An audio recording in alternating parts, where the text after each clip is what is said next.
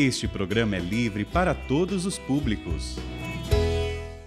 É uma alegria poder participar mais uma vez desse encontro Famílias em Pé. Eu acho que não tem nada mais importante do que isso hoje.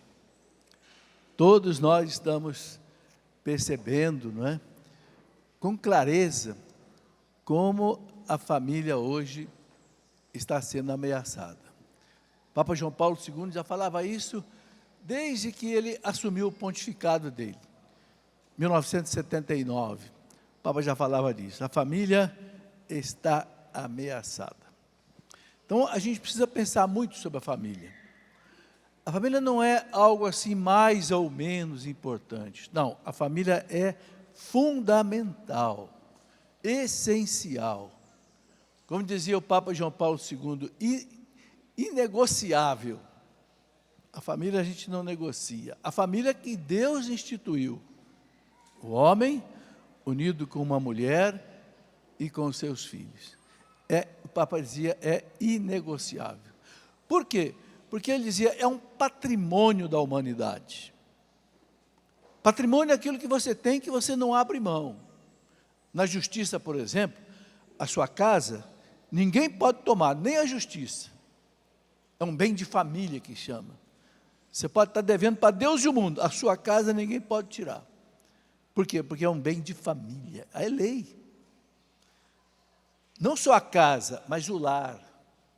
O lar é mais importante ainda do que a casa, a família. Né? Então, a gente sabe, gente, que a família é aquilo que a igreja diz, a célula máter, célula mãe da sociedade. A sociedade é formada de famílias. Mas se a família começa a ser destruída, o que é o câncer? O câncer é uma célula que começa a ficar morta, que começa a ficar, né, totalmente destruída. E vai passando para as outras, daqui a pouco o tecido está canceroso. É o que está acontecendo hoje, infelizmente. Então eu louvo a Deus por essa iniciativa do Jimmy, da esposa, da Canção Nova, de fazer esse trabalho, Famílias em Pé.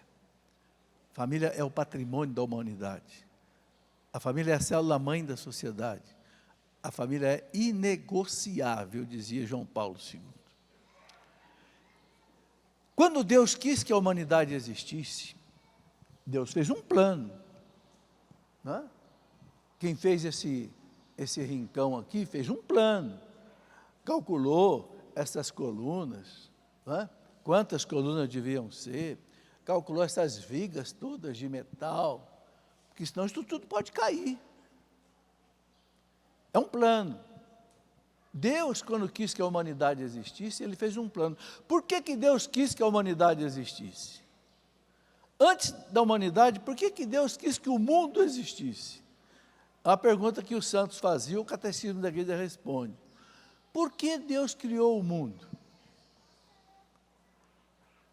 São Boaventura, doutor da igreja, dizia, Deus criou o mundo para manifestar a sua glória.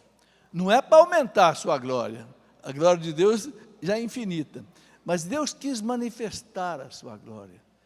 Deus quis mostrar a beleza dele. Por isso que a gente canta, né? Os céus e a terra proclamam a vossa glória. Hosana nas alturas. O céu e a terra proclamam a vossa glória.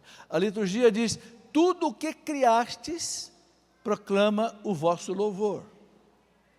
Desde aquela formiguinha que você quase não enxerga, tão pequenininha que é, mas você já imaginou que ela tem olhos? Ela tem anteninhas que captam as coisas, tem aquelas perninhas que andam correndo. Gente, aquilo é um mundo de tecnologia. Aquilo ali é um mundo de cibernética que está ali dentro. Uma simples formiguinha que você pisa, mata a toda hora. Tudo o que criastes proclama a vossa glória. Então, o reino mineral, o cosmos, as galáxias, né? As estrelas que são trilhões, iguais a esse nosso Sol aqui, são trilhões. Esse universo que está se expandindo cada vez mais. Eu sou físico, né? Meu doutorado em física foi aqui no ITA, em ciências aeroespaciais. O universo está se abrindo, e quanto mais ele abre, mais ele aumenta a velocidade de fuga. Os físicos ficam malucos pensando nisso. Onde vai parar isso? Por que Deus fez assim? Para mostrar sua infinitude. O cosmos é um pequeno retrato de Deus, da infinitude de Deus. Ninguém sabe onde vai parar isso. Ninguém sabe onde está o fim do universo. Então Deus criou o mundo, todas as criaturas, minerais, vegetais, animais, a beleza de uma criança, a beleza de uma rosa, a beleza de um peixe colorido, a beleza de um pássaro que canta, a beleza de um sol que, né, nasce e se põe, mostra a glória de Deus. Agora tem uma glória maior ainda.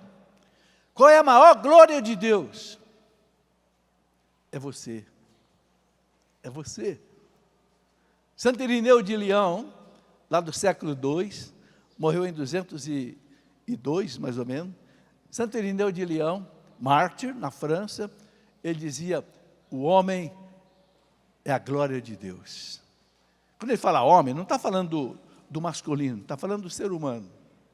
Quando a igreja usa a palavra homem, ele está falando de ser humano. Ele está falando de ser humano. O homem é a glória de Deus. Mais do que o cosmos, mais do que as estrelas, as flores, as plantas, os átomos, os elétrons, o homem. Por quê? Por que você e eu somos a glória de Deus? Porque nós somos imagem e semelhança de Deus. Nada tem inteligência que nós temos, liberdade para escolher. Vocês vieram aqui porque vocês quiseram vir. Ninguém trouxe vocês aqui pelo pescoço, porque nós somos livres. Então Deus nos deu a inteligência, a liberdade, a memória, a consciência, o intelecto. Porque Ele tem isso em plenitude. Nos deu participar dessas faculdades dele, claro que num nível limitado. Então nós somos a glória de Deus. Por isso que Deus quis que a gente existisse. Por isso que Deus quer que os filhos existam. Porque cada filho que nasce numa família é uma glória de Deus. Você sabe que no céu não nasce criança, né? Lembra daquela passagem que Jesus disse, aqueles saduceus que perguntaram para Jesus: Senhor, uma mulher casou com 7 irmãos. Casou com o primeiro, morreu. Segundo a lei do levirato dos judeus, tinha que casar com o irmão para poder dar filho. E aí o filho tinha que ter o nome do falecido. Mas aí morreu o segundo, morreu o terceiro, até o 7º. E o saduceu, que não acreditava na ressurreição, perguntou para Jesus: mestre, e agora? Com qual deles ela vai viver na eternidade? Teve 7 maridos. Aqui tem gente na terra que já teve 3 esposas, né? Eu tenho um tio e um amigo que já está na 3ª esposa. Louvado seja Deus. Dentro da igreja pode casar direitinho. Só não pode amigar só, mas casando direitinho pode casar até com 7. Bom, aí o que Jesus disse? Nenhum deles. No céu não tem mais casamento. No céu nós vamos viver uma fraternidade, uma confraternização maravilhosa de Santo Agostinho, de São Tomás de Aquino, mas não vai ter mais casamento. Casamento é uma realidade só para essa vida. Lá a nossa alma vai estar casada com Deus. É como esses sacerdotes aqui, ó, já casaram com Deus. É uma imagem perfeita do que vai ser o céu, o celibato aqui na terra. Interessante, né? Bom, mas para que tudo isso existisse, gente, para que nós que somos a glória de Deus existisse, Deus então fez a família. Aí que eu quero chegar. Eu não estou fazendo aqui uma divagação, não, estou fazendo aqui uma reflexão. Deus quis que nós existíssemos para ser a sua maior glória aqui na terra. Por isso que a maior tristeza de Deus é ver um ser humano se perder. Porque Cristo deu a vida na cruz por cada um de nós. Porque nós estamos presos nas garras do demônio por causa do pecado original.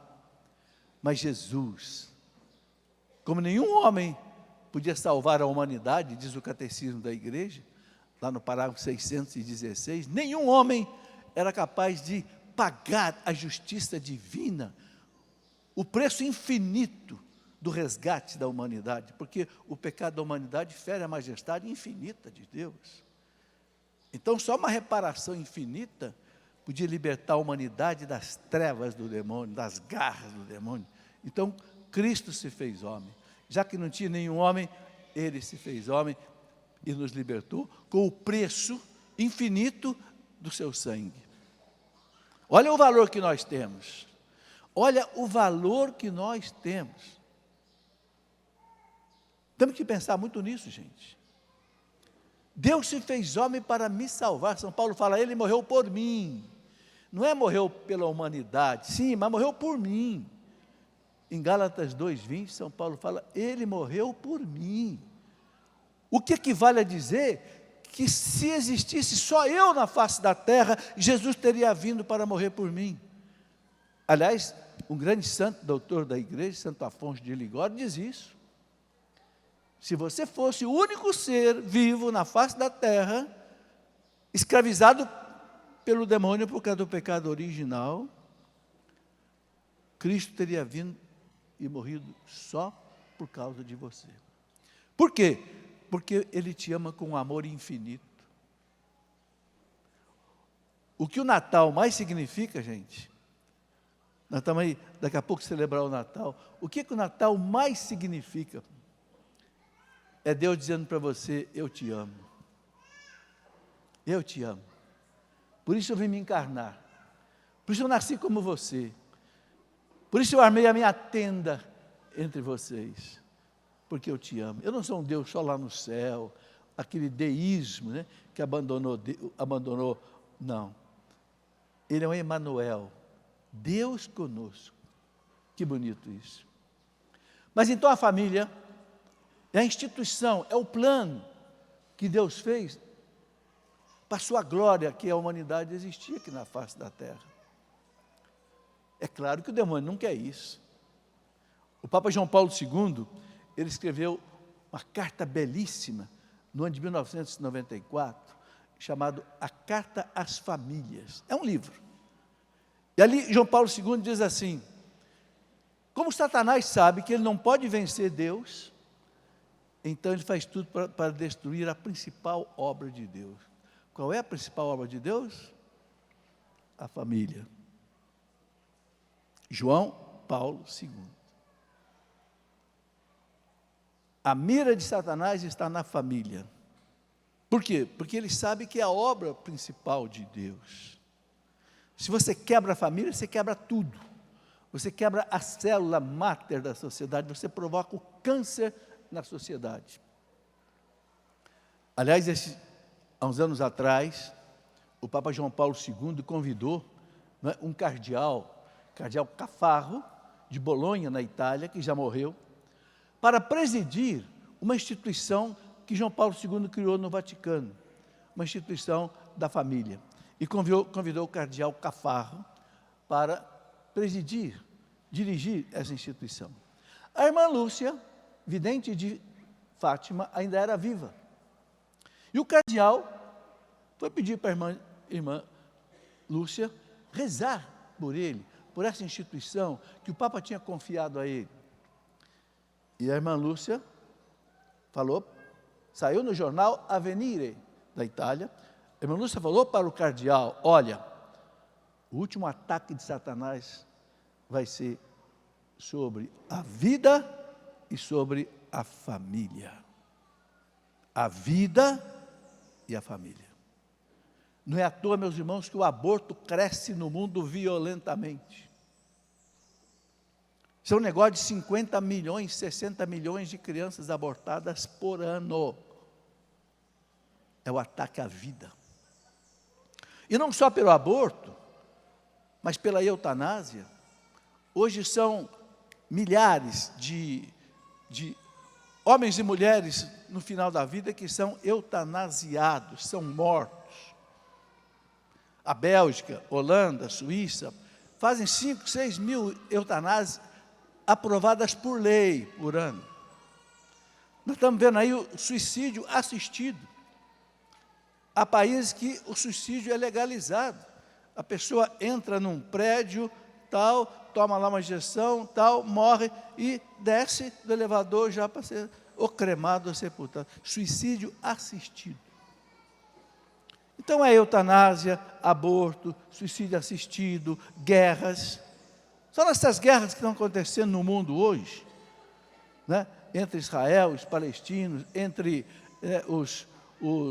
a Rússia e quantos milhares de vidas já foram ceifadas. Jesus disse que ele veio para roubar, matar e destruir o mal. Então, ele quer destruir a vida e quer destruir a família. Por quê? Porque são as grandes obras de Deus. A família existe por causa da vida. A vida nasce na família. Então, tudo que afeta a vida, afeta a família. O aborto, tudo afeta a família. Então, meus irmãos, é preciso a gente rezar muito. Eu estou com esse livro aqui na mão, porque eu quero ler uma coisa que está aqui. Esse livro chama-se Família Santuário da Vida. Esse livro eu escrevi já tem mais de 20 anos. Mas aqui tem uma coisa muito interessante. Quando o Papa João Paulo II esteve aqui no Brasil pela última vez, 1997, João Paulo II mandou fazer aqui no Brasil, né, um encontro teológico sobre a família. Aconteceu no Rio de Janeiro. Foi em 1997, tinha 2.000 teólogos participando, e no final, sobre a família, que o Papa veio para o Rio de Janeiro, o encontro do Papa com as famílias, aquele encontro que o Papa inaugurou. E o encontro publicou uma carta no final, chamada Carta do Rio de Janeiro. Eu acho que ninguém de vocês talvez tenha lido essa carta. Por quê? Porque a imprensa não publicou. A imprensa não publica as coisas boas de Deus. A imprensa só publica as coisas do mal. Mas a carta, eu recebi a carta porque um dos teólogos que participou, Dom Estevão Bittencourt, mandou para mim a carta. Ele publicou na revista dele. Pergunte e responderemos. E eu quero ler para vocês aqui uns 2, 3 itens do que essa carta do Rio de Janeiro falava já em 1997. Vejam, há 25 anos atrás. Diz assim, primeiro, a família está sob a mira de ataque em muitas nações. Está sob a mira de ataque em muitas nações. Uma ideologia, quer dizer, uma mentalidade, uma cultura antifamília, quer dizer contra, uma cultura, uma mentalidade antifamília, tem sido promovida por organizações e indivíduos que não respeitam nem os princípios democráticos. 2, temos testemunhado uma guerra contra a família, uma guerra. Gente, foi um encontro do Conselho Pontifício da Família do Vaticano. Inclusive o Papa João Paulo II fez questão de encerrar o encontro. O item 2 diz, temos testemunhado uma guerra contra a família, em nível tanto nacional quanto internacional. Nesta década, escutem bem, nesta década, que era a década de 90, em conferências das Nações Unidas, da ONU, têm sido vistas tentativas para desconstruir a família. A ONU está a serviço da desconstrução da família. Não sou eu que estou dizendo, é o Congresso Teológico Pastoral do Rio de Janeiro. De forma que o sentido de casamento, família e maternidade é agora contestado. Aqui tem uma coisa muito importante de entender. Como é que eles vão fazer o desmanche da família? Vocês já viram o desmanche de um carro, né? Não sobra nada. Eles querem fazer o desmanche da família atacando 3 pontos. Primeiro, o documento diz aqui, o casamento. Vamos acabar com o casamento. Isso é coisa de padre, isso é coisa de igreja, tem que acabar com o casamento. Mas que ninguém casar, não. Tem que só juntar os trapos aí e viver de qualquer jeito. Sacramento de matrimônio não existe. Aí você mata o poder sobrenatural do casamento, que é o sacramento do matrimônio. Segundo, vamos destruir a família.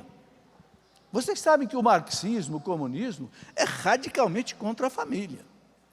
Porque acha que a família é concentradora de renda, porque na família aquela ideia maluca que tudo é luta de classe, então eles acham que na família o marido explora a mulher, o marido e a mulher exploram os filhos, então tem que acabar com esse negócio, chamar de família. Tanto assim que quando aconteceu a Revolução Russa em 1917, Lenin mandou acabar com a família na Rússia. Queria tirar os filhos dos pais, os filhos eram educados pelo Estado. Aqui, ó, que o Estado vai educar meu filho. Quem vai educar meu filho sou eu. Né? Porque eu sou o pai dessa criança. Eu dei a vida a essa criança. Não é o Estado que deu a vida a essa criança. Mas eles querem acabar com a família. Né? E Lenin tentou acabar com a família na Rússia. Só que aconteceu uma coisa muito interessante. Alguns anos depois, o Lenin disse, não, vamos voltar com a família na Rússia. Vocês sabem por quê? Porque ele disse que a Rússia estava virando um bordel. Você sabe o que é bordel, né? É um bacanal, é uma zona de prostituição. Uma experiência sociológica, nem religiosa, foi sociológica. Então, primeiro acabar com o casamento, segundo acabar com a família. Sabe qual é o terceiro ponto? Acabar com a maternidade. A mulher não tem que ser mãe.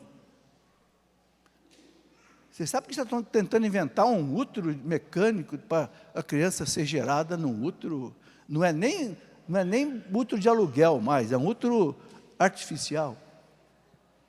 O movimento feminista radical, esses aí que fazem loucuras dentro das igrejas, não querem que a mulher seja mãe de jeito nenhum. Que ser mãe?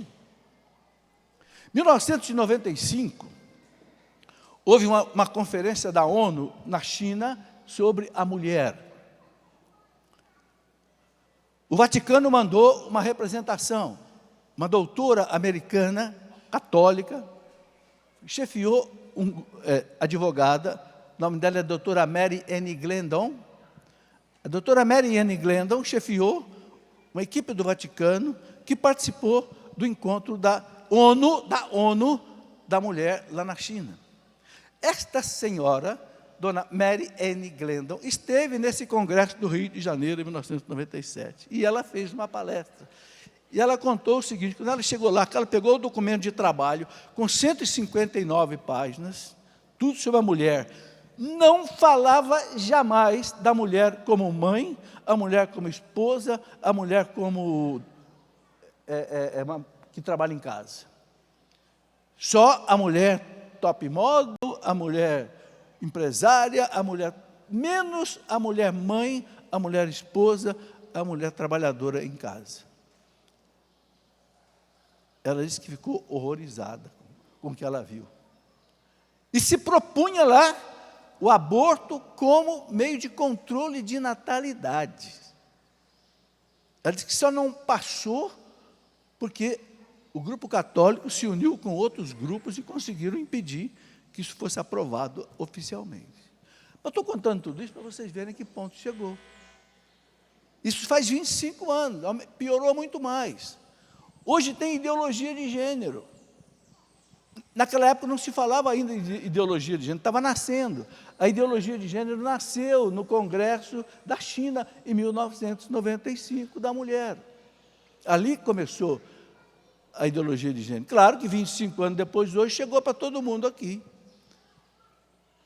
Então, não existe mais sexo, agora é gênero. Agora é gênero. Sexo é homem e mulher. Masculino, agora não. Agora é todes, né? Não é mais todos, nem todas, é todes, amigas, né? Não tem mais homem nem mulher. Isso o que é, gente? Isso é a desconstrução da família. Isso é matar a família na raiz. Por quê? Porque a família que Deus criou, qual foi? Gênesis 2, 24. O homem deixa a casa do seu pai e da sua mãe, se une à sua mulher e sereis uma só carne. Essa é a família de Deus. Agora criaram uma porção de famílias alternativas, né? Um homem com um homem, uma mulher com uma mulher, um homem com duas mulheres, uma mulher com 3 homens, tudo agora é família. Mas não é a nossa família. E esta onda está crescendo. Vocês percebem? A mídia abraçou essa onda, a universidade abraçou essa onda, os políticos abraçaram essa onda, a igreja, as igrejas, graças a Deus, as igrejas protestantes evangélicas também pensam como nós, são contra. Mas só quem tem Deus é que hoje defende esta família que Deus instituiu. Então, gente, nós temos que rezar.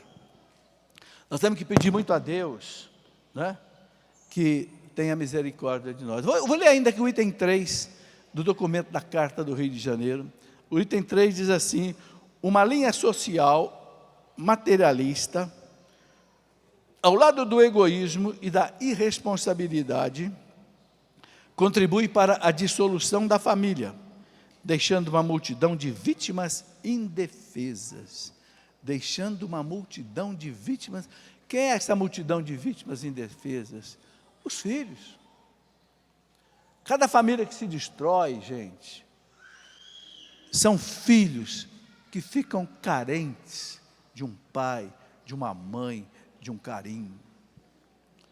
João Paulo II, que era um homem que trabalhou muito com família, com jovens, com casais, João Paulo II dizia uma coisa impressionante, ele dizia: se a criança, o jovem, não faz uma experiência do amor, do carinho, se ele não faz do amor, do carinho, algo dele, ele vai crescer uma pessoa frustrada, com um horizonte escuro na frente dele, porque falta o carinho do pai, o carinho da mãe. Um pai que o abrace, uma mãe que o abrace. Sabe, então, uma coisa que eu quero dizer a vocês aqui, nós temos que cuidar muito bem dos nossos filhos. O casamento, meus irmãos, eu costumo dizer nos encontros de casais, de jovens, de noivos, o casamento não é uma curtição a dois. Muita gente pensa que o casamento é uma curtição. Eu vou casar, vamos encher o bolso de dinheiro, vamos viajar, vamos para isso, para aquilo, e, filho não. Filho nem pensar. Filho tira a liberdade da gente, filho não deixa a gente dormir em paz, filho faz a gente gastar muito, né? Filho, toda hora tem que estar no médico. É a mentalidade pagã. É o paganismo que voltou. É o neopaganismo, um novo paganismo. Filho, não. Para que casar, então? Para que casar? Crescei e multiplicai. Não é o que Deus disse para Adão e Eva?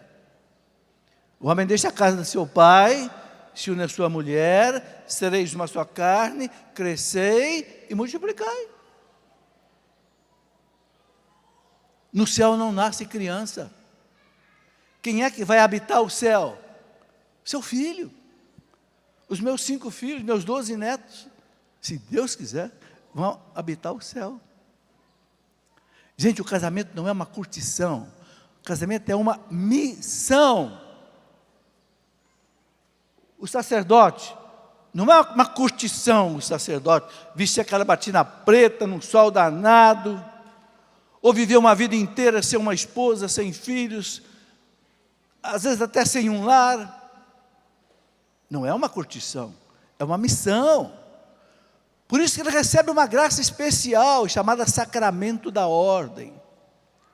Por que nós casados recebemos um sacramento especial, que só são 7, chamado matrimônio? Porque a barra é pesada. Que o casamento cristão não é curtição, é missão. É você não viver mais para você, é você viver para o outro, é você e o outro viverem para os filhos. É isso.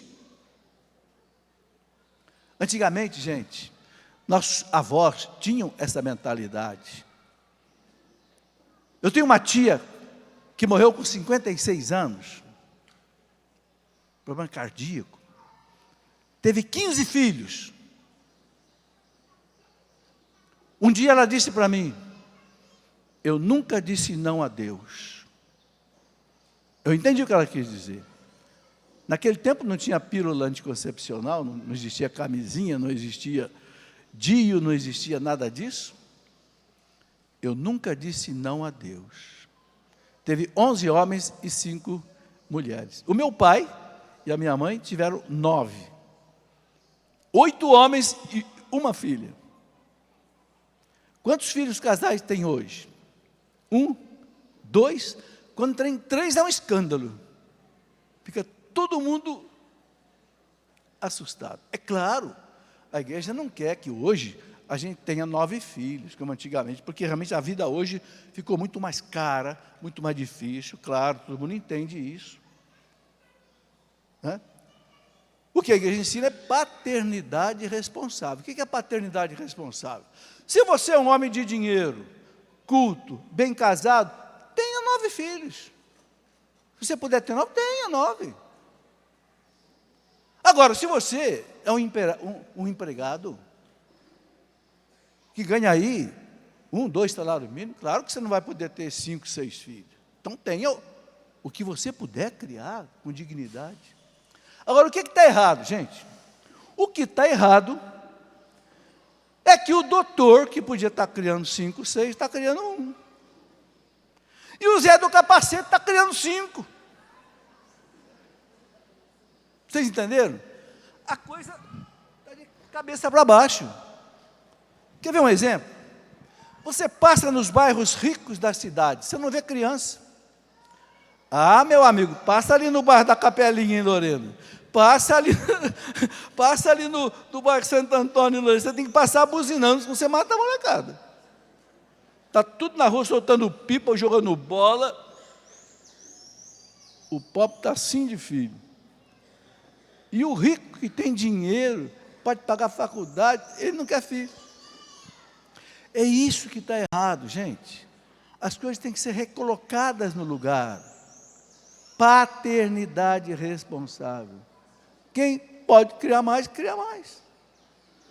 Eu criei 5. Eu podia criar 7, 8. Já que a minha esposa, depois do 5º, teve um mioma muito grande no útero, teve que tirar útero, ovário. Aí, não teve mais. Mas por que eu podia? Eu era professor universitário, eu tinha dinheiro. Então, se eu que sou professor universitário, que tinha dinheiro na época, e se eu não tivesse filho, quem que ia ter? O porteiro da faculdade? O guarda lá da faculdade? Vocês estão entendendo? Hoje eu consegui formar uma médica, 2 dentistas e 2 engenheiros. Por quê? Porque eu tinha condições. É isso que Deus quer. Quem tem condição, cumpra a sua missão. A missão é essa: tenha todos os filhos que você puder criar. Ah, eu só posso criar 1, então para em 1. Ah, eu posso criar 10, então vou criar 10. Isso é que é a missão de ser casado. Gente, o mundo, vocês sabem, está numa catástrofe demográfica. O que é demografia? Quantidade de gente no mundo. A Europa entrou num inverno demográfico. A Europa entrou numa implosão demográfica. A Europa está morrendo. Eu vou te explicar para vocês por quê. É fácil de entender. Para que uma população se mantenha, você tem que ter 2,1 filhos por casal, na média. Por que 2,1? Bom, 2 por quê? Morrendo o pai e a mãe, se deixar 2 filhos, fica tudo igual, né? mas tem gente que não casa, não vai ter filho. Então, por isso que o 0,1 aí na média. 2,1 filho por casal na média. Quanto isso que está na Europa hoje? Na Europa está 1,0, dependendo do país, 1,2, 1,3, 1,4, não passa de 1,5. O que equivale a dizer que a população de todos os países, dos 30 e tantos países da Europa, está diminuindo. E o que está acontecendo? Que a Europa está ficando vazia, tem cidade na Europa que não tem mais gente. O governo está vendendo casa por R$1, €1, porque ninguém quer mais ir para lá. Essa reflexão, gente, precisa ser feita. Vou dar um outro exemplo para vocês. O Brasil. Quantas pessoas tem no Brasil por quilômetro quadrado? Se eu pensar no Brasil, um pedaço de terra de 1 quilômetro por 1 quilômetro por 1 quilômetro quadrado. Tem 22 pessoas por quilômetro quadrado. 1 quilômetro quadrado no Japão tem quantas pessoas? 330.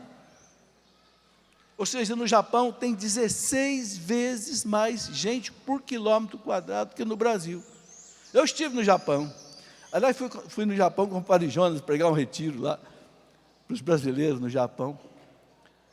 O Japão não tem fome, o Japão não tem doenças especiais. 66% da população tem nível superior, aqui no Brasil não chega a 10%. Então não venha com essa mentira de que o país para desenvolver tem que ter pouca gente. É mentira. Todos os países da América Latina têm 20, 22, 23, 24 pessoas por quilômetro quadrado, todos. E é onde existe mais miséria.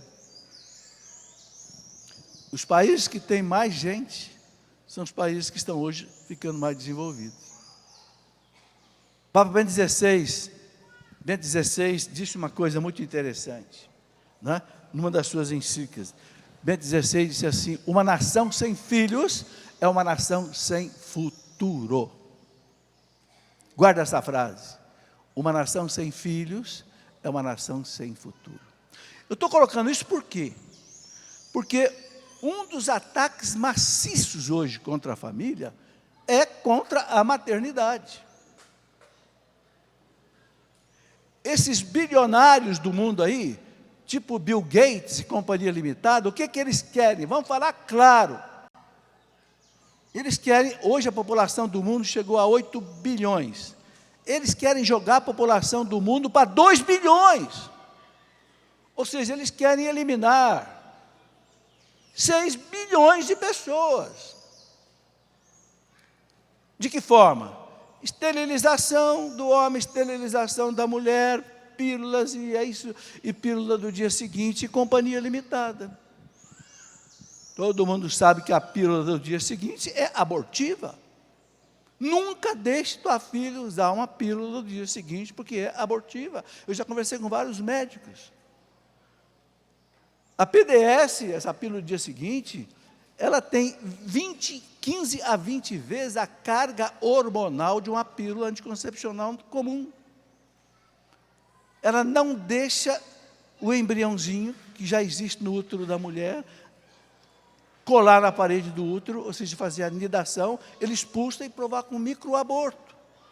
É tão pequenininho que nem dá, mas é um ser humano.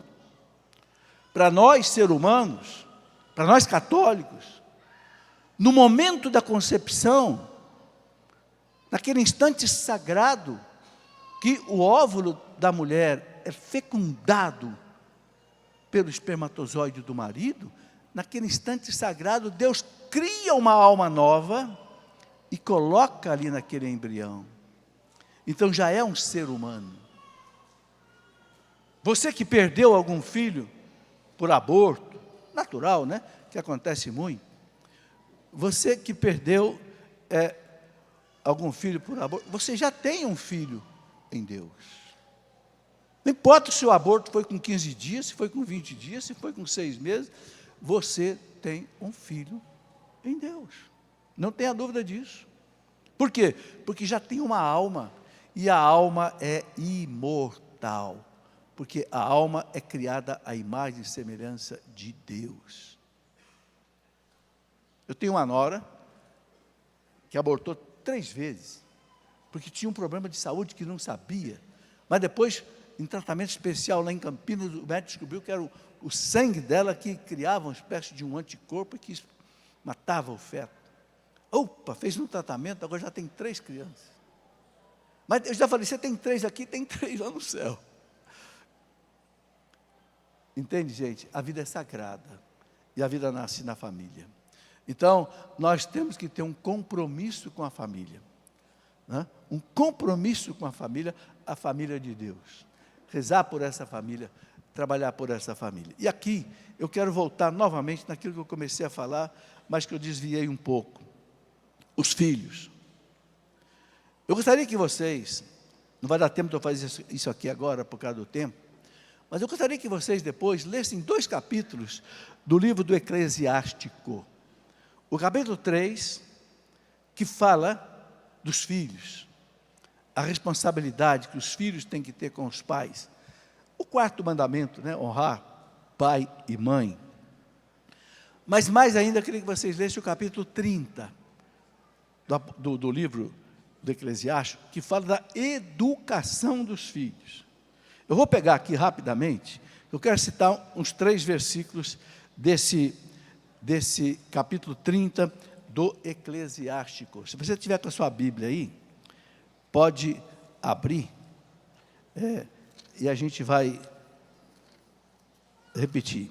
Então, interessante que o próprio título do capítulo é esse, Educação dos Filhos, que é a missão sagrada dos pais. João Paulo II dizia, o ato de educar é prolongamento do ato de gerar. Você gera e você educa. Bom, então aí no capítulo 30 do Eclesiástico, logo no começo, ele diz assim, aquele que ama o seu filho, castiga-o com frequência, para que se alegre com isso mais tarde. É claro que esse castiga-o com frequência, isso foi escrito há 250 anos antes de Cristo. Então, naquele tempo, se usava a vara, se usava o chicote. Quando ele fala de castigo aqui, vamos entender esse castigo. O castigo nunca pode ser físico e o castigo nunca pode humilhar a criança. Não, de jeito nenhum. Mas o pai tem que castigar, sim, seu filho, de uma maneira certa. Meu filho, você não estuda? Você está fazendo coisa errada? Então eu vou tirar de você o celular, eu vou tirar de você aquele passeio que você quer fazer. Você não humilha, você não machuca, mas dói.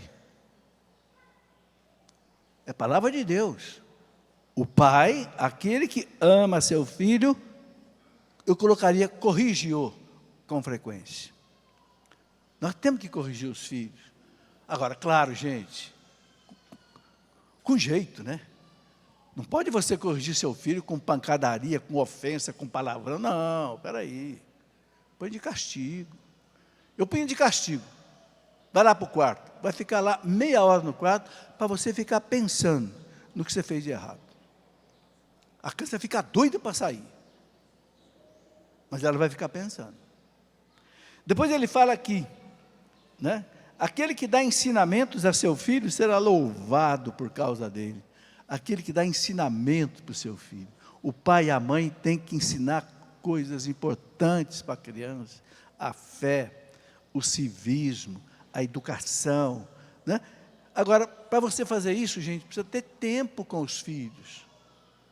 Nós temos que aproveitar todo o tempo livre que a gente tiver hoje. Hoje a mulher trabalha, o marido trabalha, todo mundo entende isso, mas tem que aproveitar feriados, não sei, finais de semana, para estar com os filhos.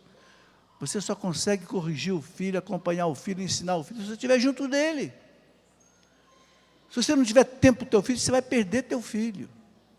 Amanhã você vai achar teu filho um estranho. Nossa, onde é que foi que eu errei? Depois eles dizem aqui, né? Eu vou só pegar alguns versículos, né? Aquele que estraga seus filhos com mimos, terá que lhes curar as feridas. O filho não pode ser mimadinho, não, gente. O filho tem que aprender a andar com as próprias pernas. Claro que enquanto ele não sabe andar com as próprias pernas, você vai ensinar ele a andar. Antigamente colocava no andador, né? Depois soltava.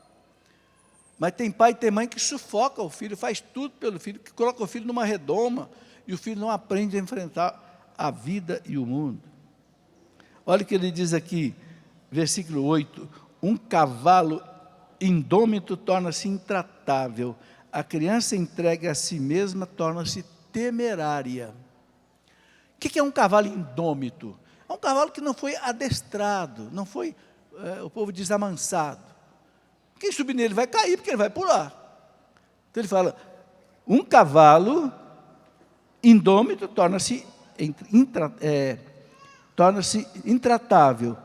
A criança entregue a si mesma torna-se temerária. Ela vai dar medo em você.